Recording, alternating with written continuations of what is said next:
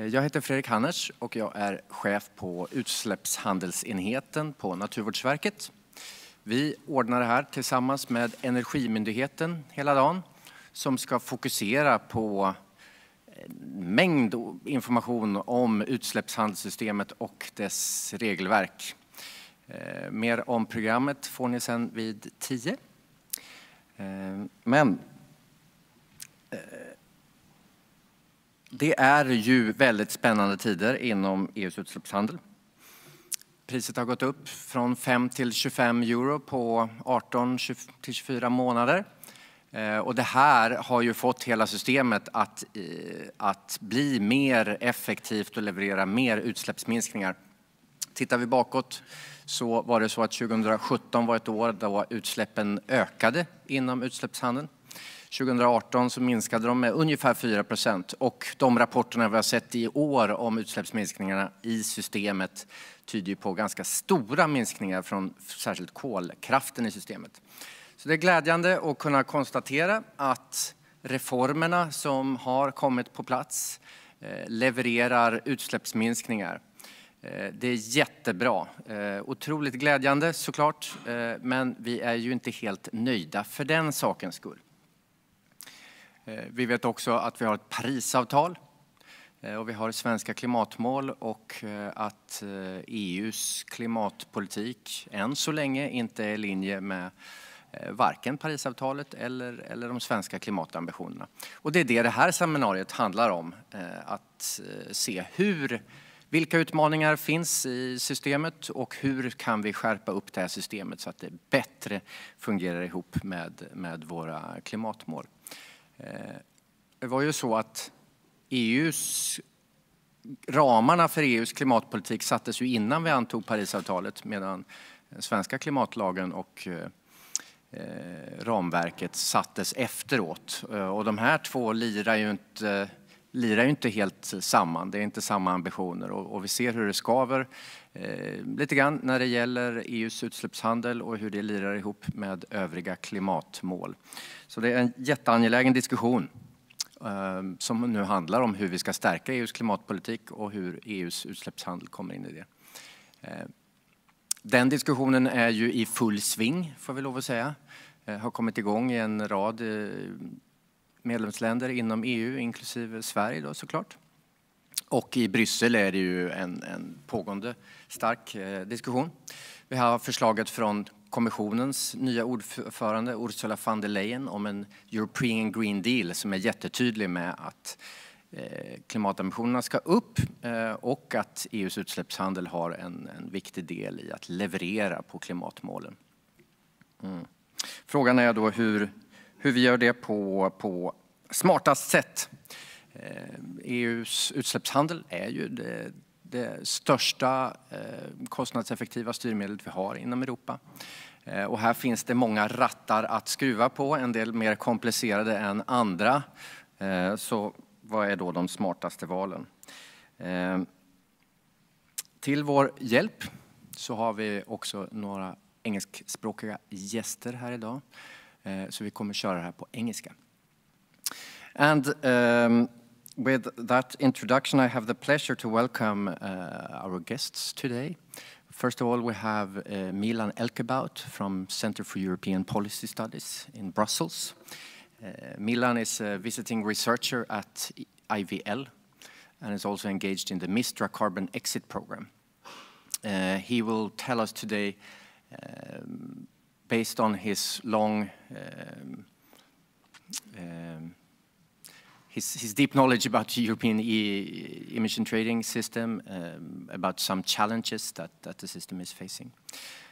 After that we will hear Mats Andersson and Filippa Pyk from WSP, who will tell us about some of the findings in the study that was commissioned by the Swedish EPA, Naturvårdsverket, regarding how we should address some of the challenges in the ETS. And with that, please, Milan, the floor is yours. Afterwards, we will have some time for remarks and questions, of course. And Milan, maybe I can ask you directly to be ready to respond to the presentation later on. Thank you very much, Frederik, and good morning all. So I'm here for a year now at IVL, but normally in Brussels at a think tank there, SEPS, where I've been working on the EU ETS and the numerous reforms that have taken place there for a few years now. And I want to talk about a few challenges, not ones that immediately have to be tackled or ones that per se have to be tackled by von der Leyen in her first 100 days, but certainly something that will come up, we think, after 2030, when you have sort of a midway point towards the long-term ambition levels that are being talked about now, especially the net zero greenhouse gas emissions target. Before we get to those 4 challenges, just a small update of how things look like in terms of recent data. As always, the ETS is dominated by a few very large sectors, both for emissions and for allocation. So beyond the power and electricity sector, there's just 3, 4, 5 industry sectors that take up the vast amount of industrial emissions and therefore also receive most of the free allocation. And in the about 30% of free allocation remaining, there might be 100, 150 sectors, but it's really only about a few big ones that really dominate the discussions.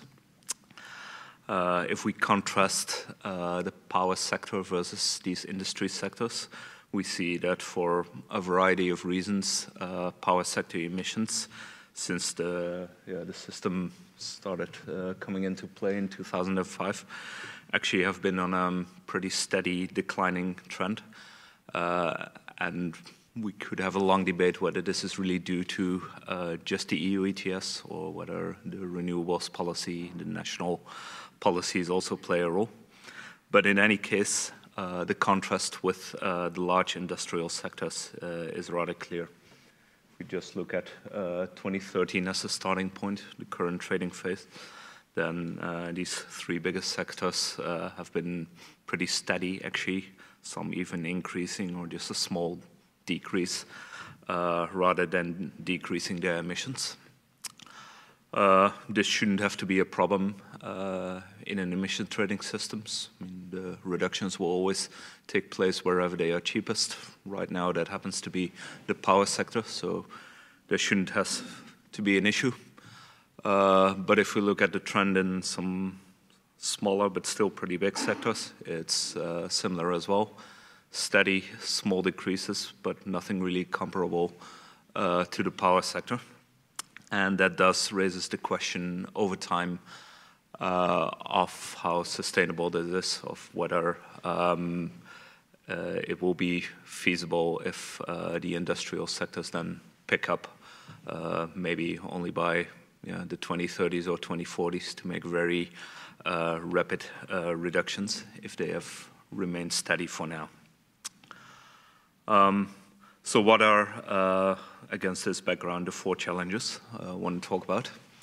The first one relates a little bit to Ms. von der Leyen's proposals on the ambition level to have this updated not only for the mid-century with the climate neutrality target to embed it in a climate law, but also to perhaps update the 2030 target to at least 50% or even 55% reductions.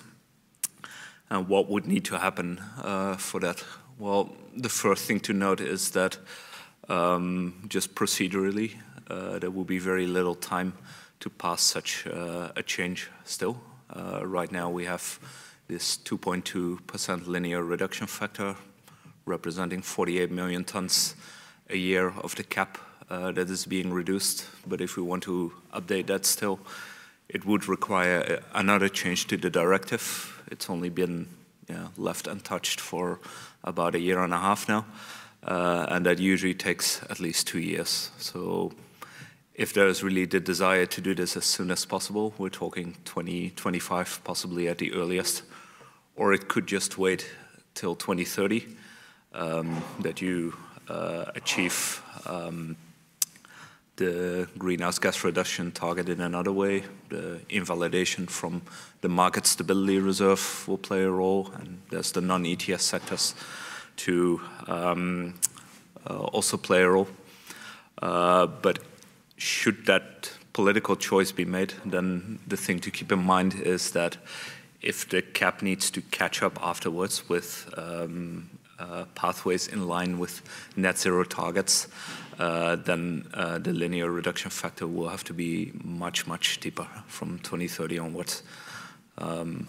In the last revision round, numbers of about 2.6 or 2.8 was sometimes mentioned by the more ambitious parties in the European Parliament, for example, the Green Group. But this would have to be insufficient. You're easily looking at a doubling then of the LRF under some scenarios. Also to keep in mind is that this invalidation of allowances that will take place anyway now after 2023 also is equivalent to a rather stringent strengthening of this cap. And there's been some analysts that say that you can already compare this to a very high linear reduction factor, even if the impact is then suddenly or very sudden, whereas normally it accrues over time. So how it's just a small technical issue of the legislation, but long term we do think there is a challenge here. You could see the linear reduction factor as targeting the year when you want the cap to reach zero. That will be an easy way also to align it with long-term policy targets, such as possibly net zero by 2050 or net zero CO2 if you want to do that a little bit earlier. But currently that is 2058. That does not really fit. So it could be brought forward. But then it raises the question, do we really want to go to zero? And here I think a strategic issue that should be discussed doesn't have to be next year, but at least when all the pathways are politically determined on how to reach this climate neutrality by 2050, the end state of the EU ETS becomes a relevant thing to consider. So going to zero is an option, but it is, on the other hand, pretty much guaranteed that there will be some residual emissions in industry.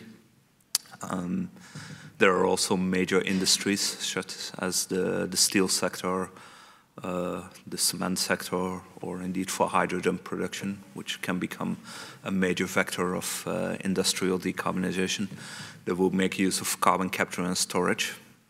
And this also would result into a very small but notable degree of residual emissions, because the capture rates, even though in theory they can be 99, 100%, they'll probably be a little bit lower. So there will have to be some emissions still that have to be accounted for.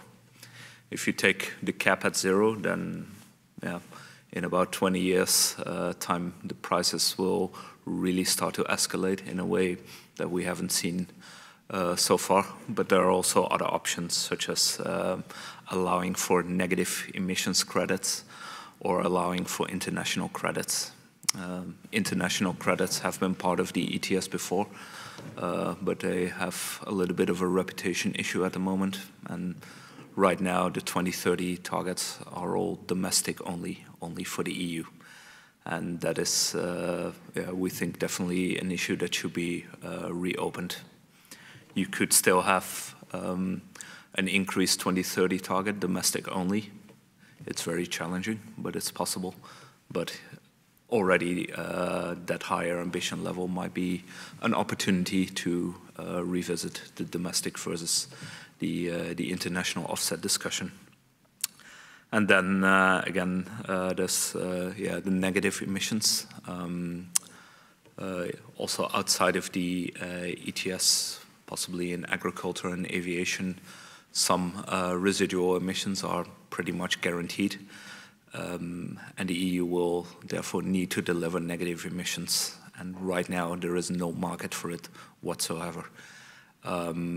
Although it is a political choice, it stands to reason that there will at least be discussion on whether ETS sectors will need to take up some of that burden.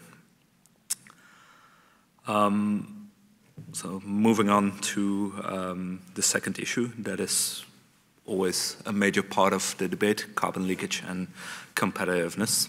The key question or challenge here is whether free allocation is sustainable in the long run, and whether the proposal we have seen in the political guidelines from Ursula von der Leyen, the carbon border tax, is a silver bullet or a good alternative for this. The first thing to say about this challenge is that we think over time free allocation is not sustainable as a safeguard against carbon leakage risk, simply because of the limited supply of allowances you have to give away. This is also a political choice. You could in theory expand it, but in principle, so far there has been a desire to at least keep it somewhat limited. And we already see today, you have noticed it in your own industries, that if you look at the share of emissions in different industries that are covered by free allocation, they have been declining steadily. Whereas in the beginning of this trading phase in 2013, there were still a few bigger and smaller sectors both that got well over 100% of their emissions covered with free allowances, therefore actually getting something of a windfall. Almost every sector is below 100% now, and still trending down due to the impact of the cross-sectoral correction factor.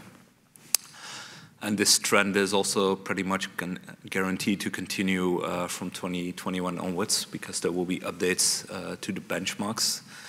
And these updates will take place within a certain bandwidth. So it's guaranteed that every sector will at least see some strengthening of about 0.2% at least per year to this benchmark, thereby further reducing the quantity of free allocation that will be given. And the potential for this percentage to be higher is quite high, provided that there have been sufficient efficiency improvements. So given that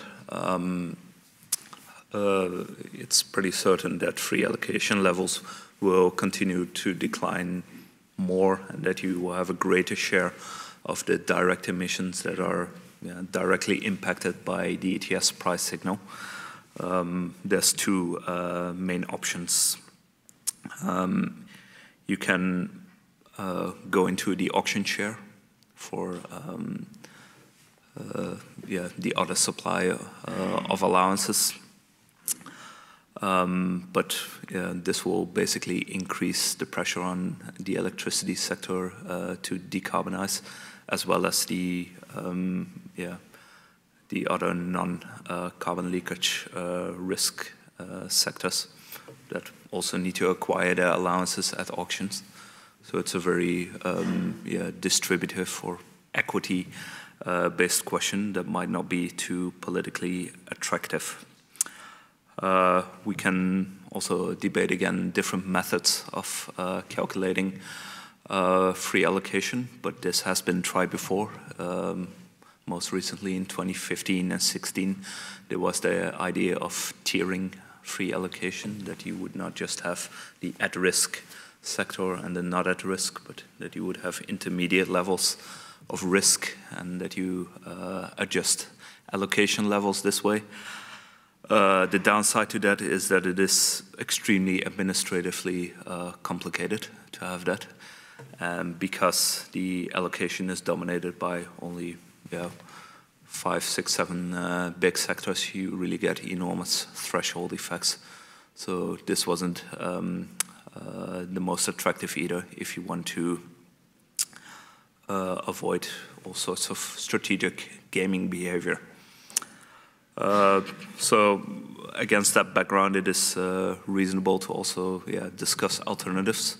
And the carbon border tax is a perennial favorite there.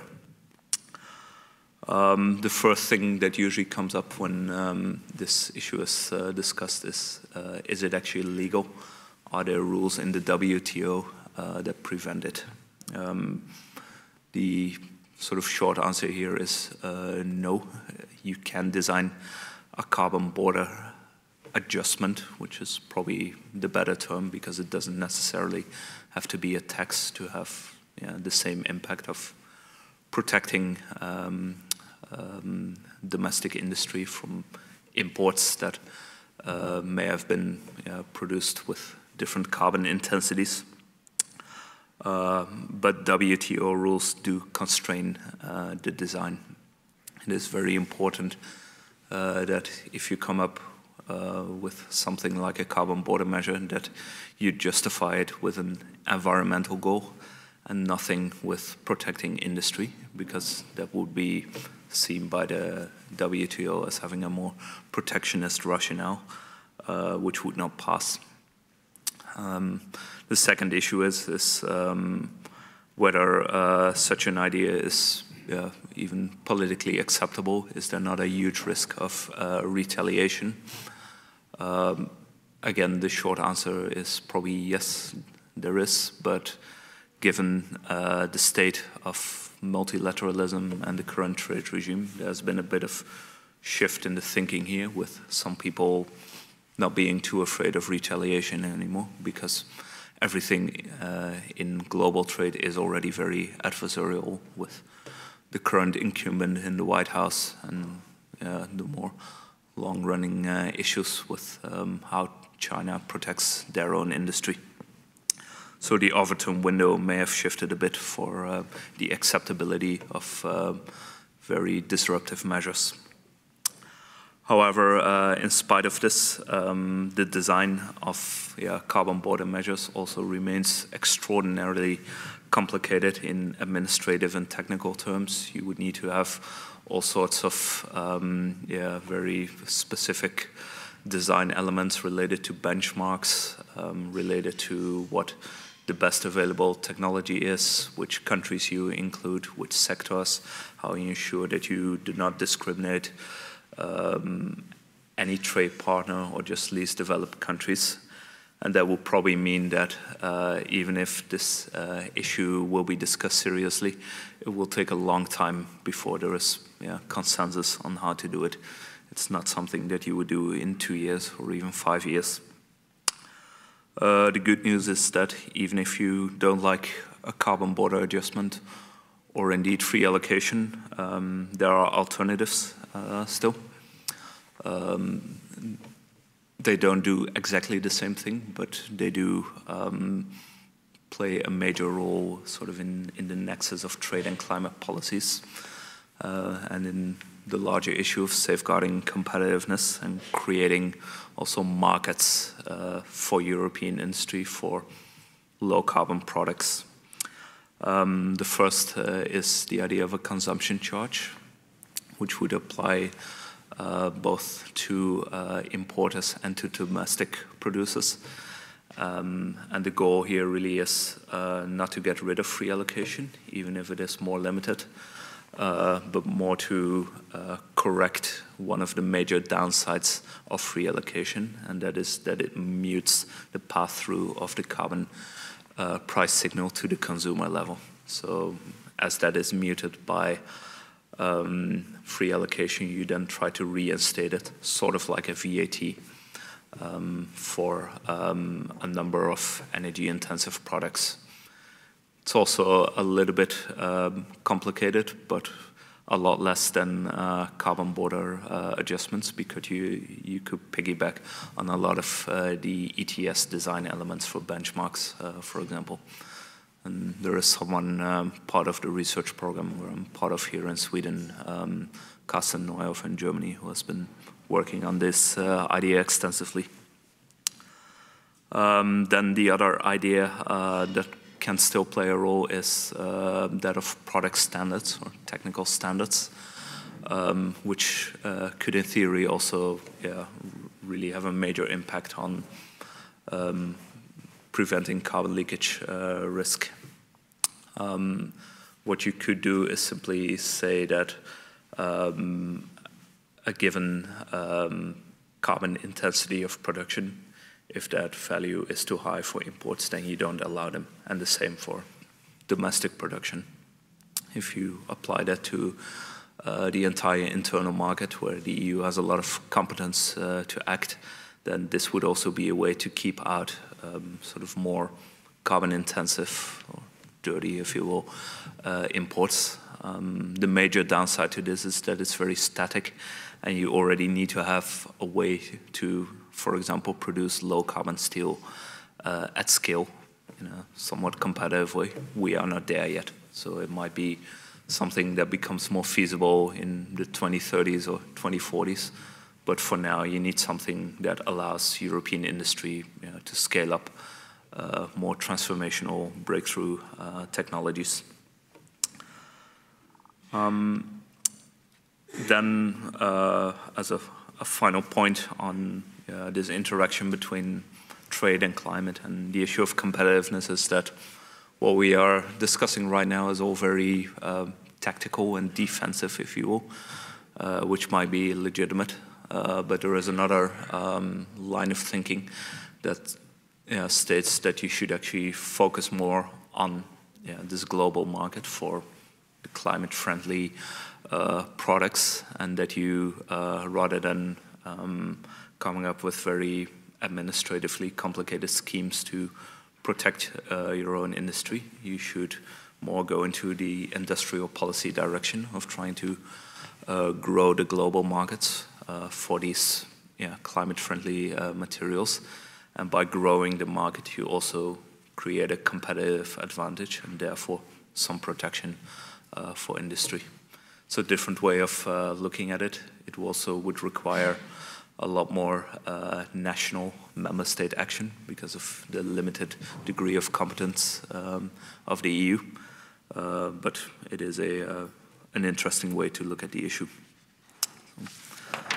Then the third challenge. This has more to do with the fact that we often hear of the EU ETS as the main pillar, the cornerstone of EU climate policy. But then if we would extrapolate a few trends, including what we have seen with especially the power sector, still just about over 50% of emissions right now. If that keeps on shrinking, especially if member states start doing more policies such as national coal phase-out dates or additional levies on coal-fired power generation, then the share of electricity sector emissions will go down a lot quicker, and you might already in a few years' time, maybe 5 or something, end up with an ETS that only covers just over a third of total EU greenhouse gas emissions. The European Commission website right now still states the 2013 data, which is 45% of emissions. Can round that to about half, but it is declining quickly. So that will have an impact for the perception of the ETS sort of as the most important policy instrument. Whether you care about it is purely political, of course, but it is a trend that is happening. And then also within the system, you see the coverage of the system inching more and more towards industry, also because of this more rapid decarbonization in the electricity sector. And the fact that there are a lot of abatement options and a lot of actual competitive low-carbon technologies now in the electricity sector is a major reason for that. But that does not really change this trend. So there are some implications for this.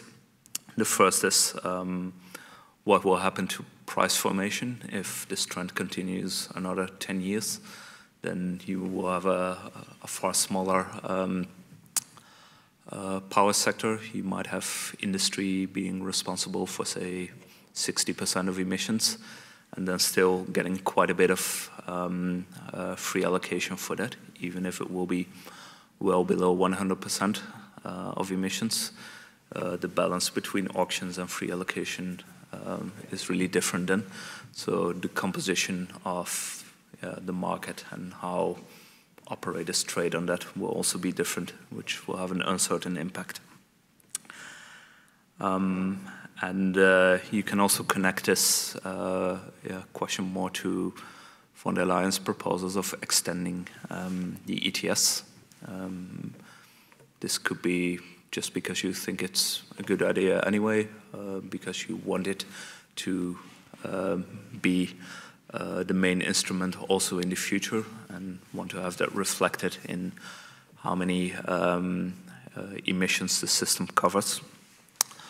But this is traditionally a very contentious debate.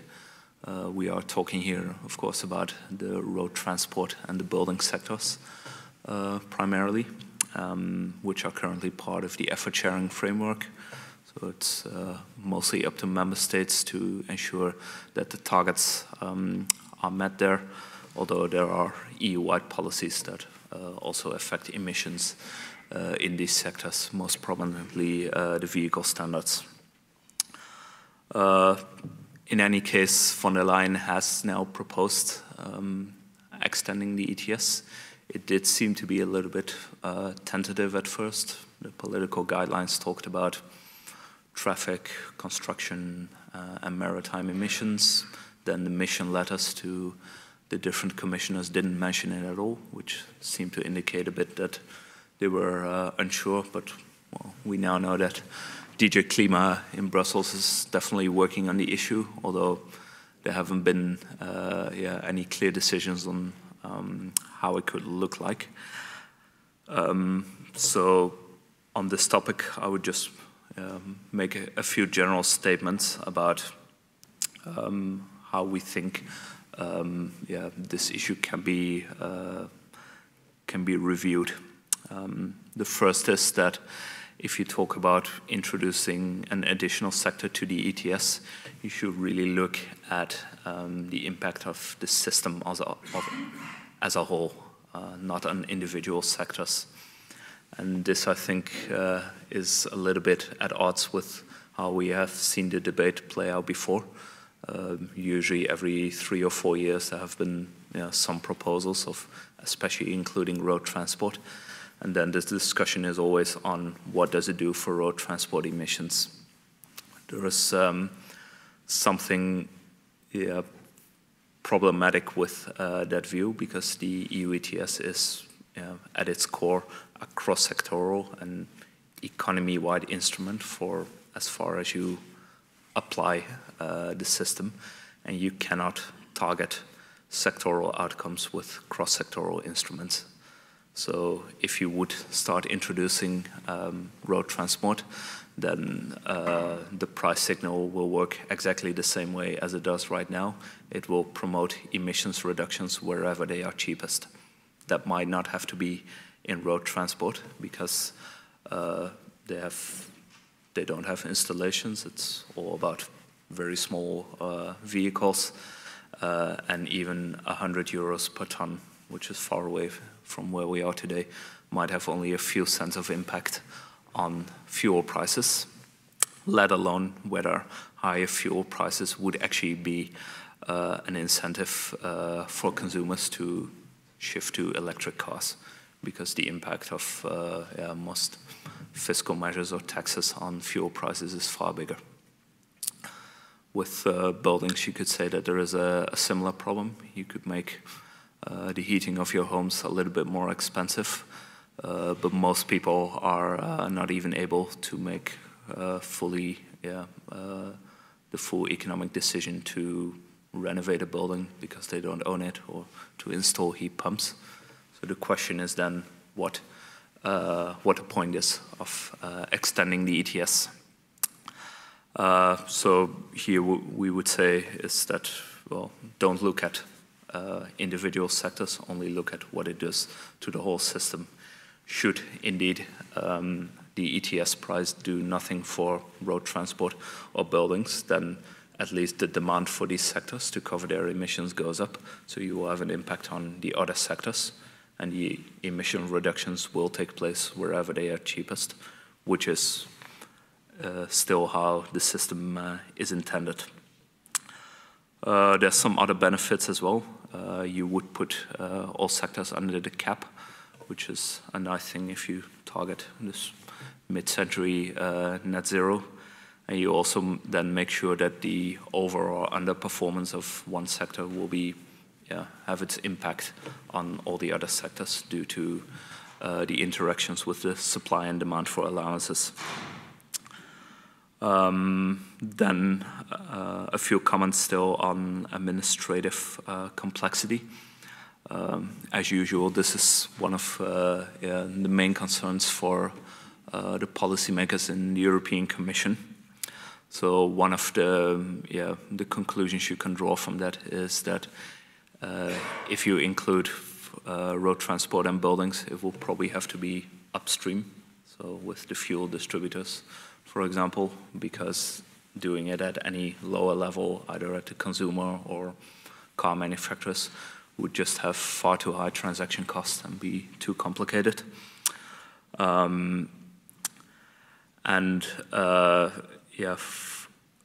For that reason, you really